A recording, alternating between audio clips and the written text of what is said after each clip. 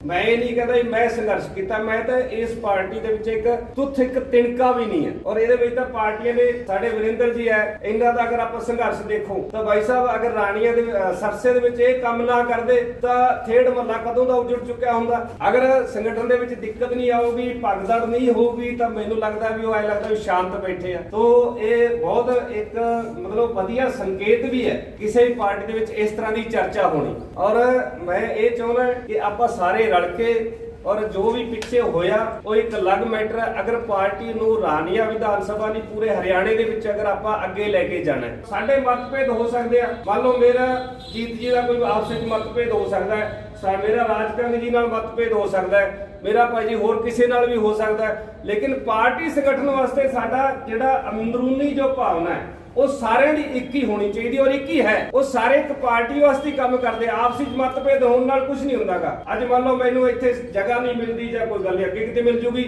जीत सिंह नूं मिली तो अगे मिल जूगी। ये तो जो आप पार्टी लेवल ते काम करते जावांगे तो पार्टी अपने आप ही उस चीज़ नूं देखदी जांदी है भी कोई कितना काम कीता।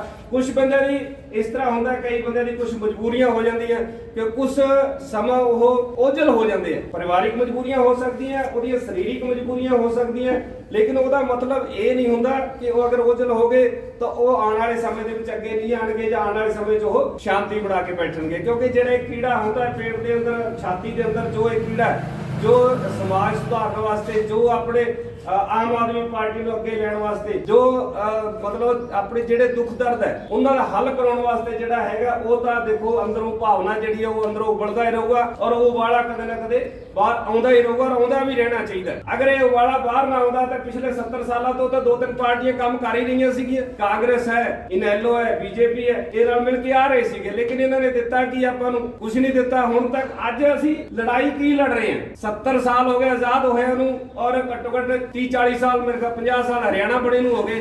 और उस तो बाद साडी लड़ाई की है, इत्थे लोकां दी भी साडे स्कूल है नहीं, साडे इत्थे डॉक्टरी सहायता नहीं मिल रही, साडे पीले कार्ड नहीं बन रहे, साडे गुलाबी कार्ड नहीं बनते। आही लड़ाइयां वास्तविक दे विच अज आपां सोच नहीं पा रहे, अज आपां सोच नहीं सकते कि साडा जवाब भी उस स्कूल दे विच पढ़ूगा जिहदे विच मुख्यमंत्री अजय सिंह चौटाला वर्गिਆਂ ਦੇ ਬੱਚੇ ਪੜ੍ਹਦੇ ਆ। ਆਪਾਂ ਕਦੇ ਵਿਚਾਰ ਹੀ ਨਹੀਂ ਕਰ ਸਕਦੇ, ਸੋਚ ਵੀ ਨਹੀਂ ਸਕਦੇ। ਲੇਕਿਨ ਦਿੱਲੀ ਦੇ ਵਿੱਚ ਦੇਖੋ ਕੇਜਰੀਵਾਲ ਜੀ ਨੇ ਕਰਕੇ ਦਿਖਾਤਾ। ਅਸੀਂ ਉਹਨਾਂ ਦੇ ਉਸ ਵਾਸਤੇ ਉਸ ਕਰਮ ਕਰਕੇ ਉਹਨਾਂ ਦੇ ਨਾਲ ਲੱਗੇ ਹੋਏ ਆ, ਨਾ ਕਿ ਕਿਸੇ ਪਾਰਟੀ ਸੰਗਠਨ ਦੀ ਕੋਈ ਜ਼ਿਆਦਾ ਅਹਿਮੀਅਤ ਰੱਖ ਕੇ, ਕਿਉਂਕਿ ਉਹਨਾਂ ਨੇ ਜੋ ਕੀਤਾ ਹੈ ਉਹਦੇ ਵਾਸਤੇ ਤਾਂ ਆਪਾਂ ਉਹਨਾਂ ਨੂੰ ਦੇਣ ਦੇ ਨਹੀਂ ਸਕਦੇ। ਉੱਥੇ ਅੱਜ ਵਿਧਾਇਕ ਦਾ ਬੱਚਾ ਵੀ ਉਸੇ ਸੀਟ ਤੇ ਬਹਿ ਕੇ ਪੜ ਰਿਹਾ ਔਰ ਇੱਕ ਗਰੀਬ ਦਾ ਬੱਚਾ ਜਿਹੜਾ ਘਰੇ ਜਿਹਦੇ ਦਾਣੇ ਵੀ ਨਹੀਂ ਉਹਦਾ ਬੱਚਾ ਵੀ ਉਸੇ ਸੀਟ ਤੇ ਬਹਿ ਕੇ ਪੜ ਰਿਹਾ। ਇਹ ਕਿਤੇ ਛੋਟੀ ਮੋਟੀ ਗੱਲ ਨਹੀਂ, ਇਹ ਬਹੁਤ ਵੱਡੀ ਗੱਲ ਹੈ। ਜਦੋਂ ਆਪਣੇ ਜਵਾਕ ਪੜ ਜਾਣਗੇ, ਆਪਣੇ ਜਵਾਕ ਅੱਗੇ ਆ ਜਾਣਗੇ ਤਾਂ ਮੈਨੂੰ ਲੱਗਦਾ ਕਿ ਆਪਾਂ ਨੂੰ ਲੋੜ ਹੀ ਨਹੀਂ ਪੈਣੀ ਇਹ ਰਾਸ਼ਨ ਕਾਰਡਾਂ ਦੀ। ਕੀ ਜ਼ਰੂਰਤ ਹੈ ਜੋ ਸਾਡੇ ਜਵਾਕ ਪੜ ਲਿਖ ਜਾਣਗੇ। और उस तो बाद हुण ये पढ़ाई की अहमियत कई बार ना कुछ चीज़ां ऐसियां होंदियां, मान लो आ जिहड़ा जंग लग्या होया यूक्रेन का और इहदे विच रूस का जंग है, इहदे विचों आपां नूं बहुत सारियां चीज़ां देखो इहदा नुकसान तो हो रहा है, लेकिन इहदा किते ना किते आपां नूं सोचण ते ये चीज़ां मजबूर करदियां कि अपना 20,000 बच्चा डॉक्टर बनने वास्ते यूक्रेन गया हुआ है और असी इत्थे वही गल है भी साडे इत्थे लड़ाइयां कादियां हो रही है और सानू ये की दे रही है? सेंट्रल गवर्नमेंट सानू की दे रही है?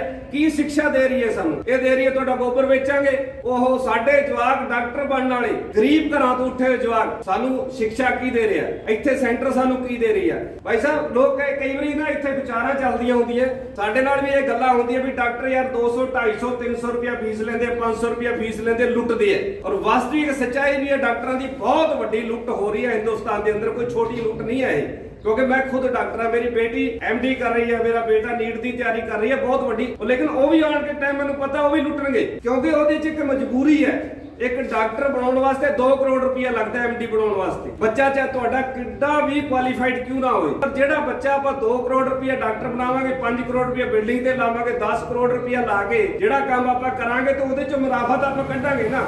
जिन्ने पैसे डॉक्टर च लै रहे उहदे नाल तो उन्होंने 10 करोड़ का ब्याज भी पूरा नहीं हो रहा, लेकिन ये डॉक्टरों दी मजबूरियां हैं ना कि लुट। अगर साडे इत्थे साडी सेंट्रल गवर्नमेंट बीजेपी गवर्नमेंट जी अज मौके ते पिछे कांग्रेस का चलो छड्डो, उन्होंने तो पत्ता खत्म है, दिल्ली चो भी खत्म है और आने वाले समय मिल लगता पत्ता नहीं आना, केजरीवाल जी अगे होणगे। लेकिन अगर बीजेपी ये शिक्षा फ्री कर देंदी, गरीब का बच्चा अमीर का बच्चा जिहड़ा योग्य बच्चा अगर वो डॉक्टर बनता तो साडे हिंदुस्तान दे विच कदे भी इस तरह की लुट नहीं हुंदी सी। ਔਰ ਸਾਨੂੰ ਕਦੇ ਵੀ ਹੋਰ ਸਰਕਾਰ ਕਨੀ ਮੂੰਹ ਦੇਖਣ ਦੀ ਲੋੜ ਨਹੀਂ ਪੈਂਦੀ ਸੀ। ਅੱਜ ਸਾਨੂੰ ਕੇਜਰੀਵਾਲ ਕਨੀ ਦੇਖਣਾ ਪੈ ਰਿਹਾ ਕਿਉਂਕਿ ਇਹ ਸਾਡੇ 70 ਸਾਲਾਂ ਦੀ ਵਿੱਚ ਜਿਹੜੀ ਸਾਡੀ ਸਰਕਾਰਾਂ ਦੀ ਜਿਹੜੀ ਦੇਣ ਸੀ ਉਸ ਕਰਕੇ ਦੇਖਣਾ ਪਾ ਰਿਹਾ, ਨਾ ਕਿ ਕੇਜਰੀਵਾਲ ਦਾ ਕੋਈ ਚਿਹਰਾ ਬਹੁਤ ਜ਼ਿਆਦਾ ਸੋਹਣਾ ਹੈ। ਕੇਜਰੀਵਾਲ ਦੇ ਕੰਮ ਬੋਲਦੇ ਆ। ਕੇਜਰੀਵਾਲ ਨੇ ਜਿਹੜੀ ਸਿੱਖਿਆ ਦਾ ਸਤਰ ਵਧਾਇਆ, ਜਿਹੜੇ ਉਹਨਾਂ ਦੇ ਹਸਪਤਾਲਾਂ 'ਚ ਕੰਮ ਕੀਤਾ, ਜਿਹੜਾ ਉਹਨਾਂ ਨੇ ਹਸਪਤਾਲਾਂ ਮੁਹੱਲਾ ਕਲੀਨਿਕ ਬਣਾਏ ਆ, ਜਿਹੜੇ ਉਹਨਾਂ ਨੇ 50 ਰੁਪਈਆਂ ਦੇ ਵਿੱਚ 100 ਤਰ੍ਹਾਂ ਦੇ ਜਿਹੜੇ ਕੰਮ ਘਰੇ ਬੈਠੇ ਬਿਠਾਏ ਹੁੰਦੇ ਆ, ਉਹ ਬੋਲਦੇ ਆ ਕੇਜਰੀਵਾਲ ਦੇ। ਉਹਦੇ ਕਰਕੇ ਆਪਾਂ ਨੂੰ ਉਹਨਾਂ ਦੇ ਨਾਲ ਚੱਲਣਾ ਚਾਹੀਦਾ, ਨਾ ਕਿ ਇੱਥੇ ਜਿਹੜੇ ਵੀ ਲੁੱਟ ਖਸੁੱਟ ਕਰਨ ਵਾਲੇ ਬੈਠੇ ਆ, ਜਾਤੀਵਾਦ ਕਰਕੇ ਵੋਟਾਂ ਲੈ ਲੀਆਂ। ਅੱਜ ਹੀ ਮੈਂ ਚੌਧਰੀ ਰਣਜੀਤ ਸਿੰਘ ਆ ਜੀ, ਮੈਂ ਬਹੁਤ ਟਾਈਮ ਤੋਂ ਹਾਰ ਰਿਹਾ ਜੀ, ਐਤਕੀ ਮੈਨੂੰ ਵੋਟ ਪਾ ਦਿਓ। ਅਗਲੇ ਗੇੜੇ ਨੂੰ ਕੋਈ ਹੋਰ ਆ ਜਾਊਗਾ ਜੀ, ਮੈਂ ਤਾਂ ਬੜੇ ਚਿਰ ਤੋਂ ਹਾਰ ਰਿਹਾ ਜੀ, ਐਤਕੀ ਵੋਟਾਂ ਮੈਨੂੰ ਪਾ ਦਿਓ। ਜੇ ਹਾਰ ਜਿੱਤ ਕਰਕੇ ਆਪਾਂ ਵੋਟਾਂ ਪਾਉਣੀਆਂ ਤੇ ਮੈਨੂੰ ਨਹੀਂ ਲੱਗਦਾ ਕਿ ਆਪਣੇ ਦੇਸ਼ ਦਾ ਜਾਂ ਆਪਣੇ ਹਰਿਆਣੇ ਦਾ ਜਾਂ ਆਪਣੇ ਬੱਚਿਆਂ ਦਾ ਕੋਈ ਭਵਿੱਖ ਬਣ ਸਕਦਾ ਹੈ। ਆਪਣੇ ਬੱਚਿਆਂ ਦਾ ਭਵਿੱਖ ਤਾਂ ਬਣ ਸਕਦਾ ਹੈ ਭਾਈ ਬਲਕਾਰ ਸਿੰਘ ਰਾਮਗੜੀਆ ਜੀ ਵਰਗੇ ਨੀਚਲੇ ਸਤਰ ਤੋਂ ਉੱਤੇ ਹੋਏ, ਜਿਨ੍ਹਾਂ ਨੇ ਗਰੀਬਾਂ ਵਾਸਤੇ ਕੰਮ ਕੀਤਾ, ਭਾਈ ਹੈਪੀ ਜੀ ਵਰਗੇ, ਭਾਈ ਰਜੇਸ਼ ਮਲਿਕ ਜੀ ਵਰਗੇ, ਭਾਈ ਕੰਗ ਜੀ ਵਰਗੇ, ਭਾਈ ਵਰਿੰਦਰ ਜੀ ਵਰਗੇ, ਹੋਰ ਵੀ ਸਾਡੇ ਸੱਜਣ ਜਿਨ੍ਹਾਂ ਨੇ ਨਿਚਲੇ ਸਤਰ ਤੋਂ ਪਾਰਟੀ ਨੂੰ ਅੱਗੇ ਵਧਾਉਣ ਦਾ ਕੰਮ ਕੀਤਾ, ਜਿਨ੍ਹਾਂ ਨੇ ਇੱਕ ਘਰ ਜਾ ਕੇ, ਜਿਨ੍ਹਾਂ ਨੇ ਛੋਟੇ ਕੰਮ। ਅੱਜ ਬਲਕਾਰ ਸਿੰਘ ਜੀ ਚਾਹੇ ਕੁਝ ਵੀ ਨਹੀਂ, ਇਹਨਾਂ ਦੇ ਮਤਲਬ ਕੋਈ ਰਾਜਨੀਤੀ ਦੇ ਵਿੱਚ ਕੋਈ ਬਹੁਤ ਵੱਡਾ ਪਦ ਨਹੀਂ ਹੈ, ਲੇਕਿਨ ਜਦੋਂ ਵੀ ਕੋਈ ਗਰੀਬ ਇੱਥੇ ਆਉਂਦਾ ਹੈ ਉਹ ਆਪਦਾ ਕੰਮ ਲੈ ਕੇ ਆਉਂਦਾ। ਭਾਈ ਬਲਕਾਰ ਸਿੰਘ ਰਾਮਗੜੀਆ ਅੱਧੀ ਰਾਤ ਨੂੰ ਉਹਨਾਂ ਵਾਸਤੇ ਤਿਆਰ ਹੁੰਦੇ ਆ। ਤਾਂ ਐਸੇ ਕਾਰਜਕਰਤਾ ਸਾਨੂੰ ਚਾਹੀਦੇ ਆ, ਐਸੇ ਲੀਡਰ ਸਾਨੂੰ ਚਾਹੀਦੇ, ਐਸੇ ਲੀਡਰ ਸਾਨੂੰ ਪੈਦਾ ਕਰਨੇ ਪੈਣਗੇ ਪਾਰਟੀ ਦੇ ਵਿੱਚ, ਫਿਰ ਆਪਾਂ ਆਪਣੇ ਦੇਸ਼ ਦਾ, ਆਪਣੇ ਰਾਣੀਆਂ ਹਲਕੇ ਦਾ ਸੁਧਾਰ ਕਰ ਸਕਦੇ ਆ। ਤਾਂ ਵੀਰੋ, ਮੈਂ ਤਾਂ ਸਿਰਫ ਇੰਨੀ ਗੱਲ ਆਪਦੀ ਰੱਖਣੀ ਸੀ। ਔਰ ਅਗਲੀ ਗੱਲ, ਕਿਸੇ ਵੀਰ ਭਰਾ ਨੂੰ ਮੇਰੀ ਗੱਲ ਦਾ ਕੋਈ ਗੁੱਸਾ ਲੱਗਿਆ ਹੋਵੇ ਤਾਂ ਮੈਂ ਉਹਨਾਂ ਤੋਂ ਹੱਥ ਜੋੜ ਕੇ ਮਾਫੀ ਮੰਗਦਾ। ਪਰ ਸਾਡੇ ਸੰਗਠਨ ਵਾਸਤੇ ਇਹ ਬਹੁਤ ਜ਼ਿਆਦਾ ਜ਼ਰੂਰੀ ਹੈ ਕਿ ਆਪਸੀ ਮਤਭੇਦ ਭੁਲਾ ਕੇ, ਮਨਭੇਦ ਭੁਲਾ ਕੇ, ਜਦੋਂ ਪਾਰਟੀ ਸੰਗਠਨ ਦੀ ਗੱਲ ਹੋਵੇ, ਜਦੋਂ ਪਾਰਟੀ ਨੂੰ ਅੱਗੇ ਵਧਾਉਣ ਦੀ ਗੱਲ ਹੋਵੇ, ਜਦੋਂ ਚੁਣਾਵ ਲੜਨ ਦੀ ਗੱਲ ਹੋਵੇ, ਤੇ ਜਿੰਨੇ ਵੀ ਆ ਸਾਡੇ ਕੋਈ ਆਪਸੀ ਮਤਭੇਦ ਆ ਭੁਲਾ ਕੇ ਪਾਰਟੀ ਦੇ ਨਾਲ ਚੱਲੀਏ ਔਰ ਪਾਰਟੀ ਦੀ ਗਤੀਵਿਧੀਆਂ ਨੂੰ ਅੱਗੇ ਵਧਾਈਏ। ਵਾਹਿਗੁਰੂ ਜੀ ਕਾ ਖਾਲਸਾ, ਵਾਹਿਗੁਰੂ ਜੀ ਕੀ ਫਤਿਹ। ਭਾਰਤ ਮਾਤਾ ਕੀ। Hey there. Subscribe to my channel. And also press this bell icon.